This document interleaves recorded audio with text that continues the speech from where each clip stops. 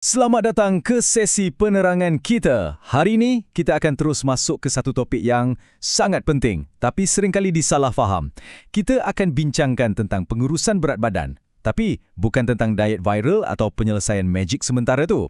Sebaliknya, kita nak teroka satu pendekatan yang diperibadikan dan disokong oleh bukti saintifik untuk hasil yang betul-betul mampan. Kalau anda pernah rasa buntu dan letih mencuba, percayalah, anda berada di tempat yang betul.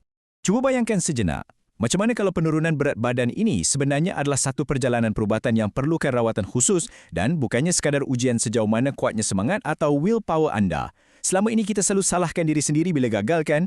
Sebenarnya, sama seperti kita merawat asma atau kolesterol tinggi, masalah berat badan juga perlukan pelan klinikal, pemantauan doktor dan sokongan berterusan. Kita akan rungkai alat bantuan perubatan yang betul-betul wujud untuk menyokong anda.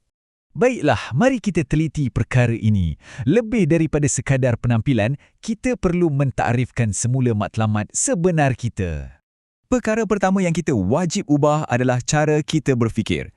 Mitos yang paling besar di luar sana, bahawa kurus tu cuma untuk nampak cantik atau muat baju saiz kecil.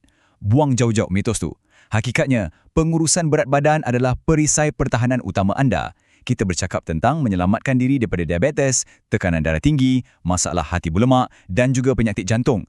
Ini bukan isu kosmetik langsung. Ini adalah langkah perubatan yang sangat kritikal untuk anda hidup lebih sihat setiap hari. Jadi, persoalannya sekarang, siapa yang betul-betul perlukan campur tangan perubatan ini? Angka 30 ini sangat penting. Ia mewakili indeks jisim badan atau BMI anda.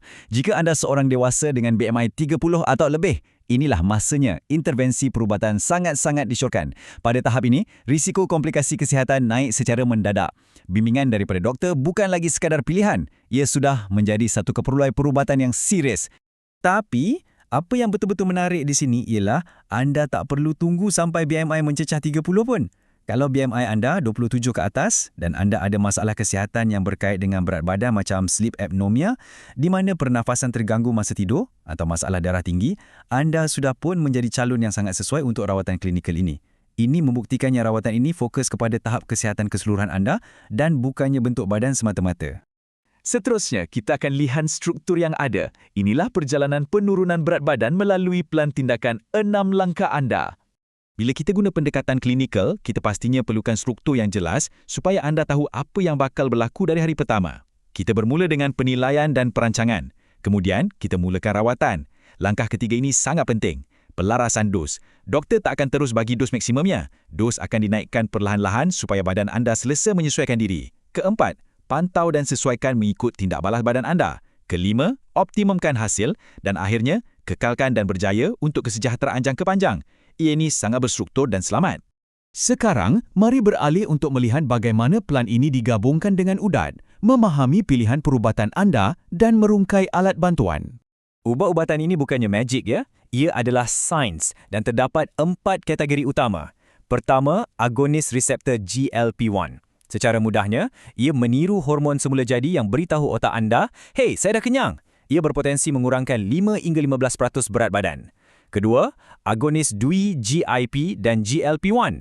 Yang ini lebih maju sebab ia menyasarkan 2 laluan hormon sekaligus untuk baiki metabolisme. Pengurangannya agak ketara, boleh mencapai 15 hingga 22%. Ketiga, ubat penahan selera makan yang bertindak terus di otak untuk mengawal rasa lapar. Dan keempat, pilihan off-label yang bantu menghalang penyerapan lemak atau memperbaiki tahap insulin.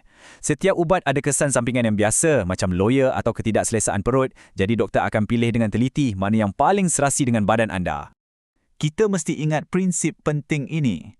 Asas gaya hidup. Kerana hakikatnya memang tiada pil ajaib. Ubat-ubatan tadi memang hebat. Tapi sejujurnya, tanpa asas harian yang kukuh, perjalanannya takkan bertahan lama.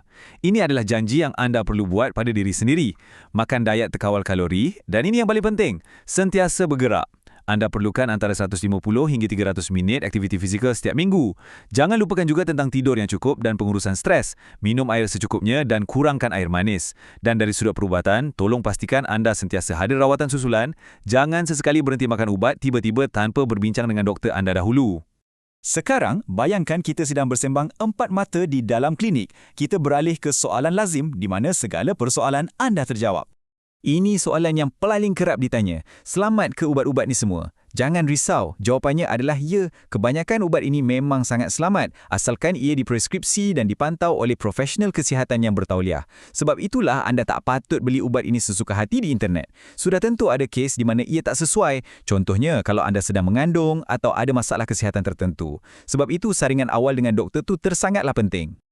Seterusnya, bila saya boleh nampak hasil? Semua orang nak cepatkan, tapi kita kena realistik. Proses ini berbeza-beza untuk setiap individu. Ia sangat bergantung pada jenis ubat yang anda ambil, cara pemakanan anda, berapa kerap anda bersenam dan sejauh mana anda konsisten.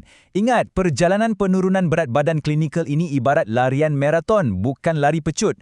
Doktor nak pastikan anda turun berat dengan cara yang sihat dan berterusan. Dan ini yang paling merisaukan ramai orang. Boleh naik balik tak berat badan ni bila berhenti ubat nanti?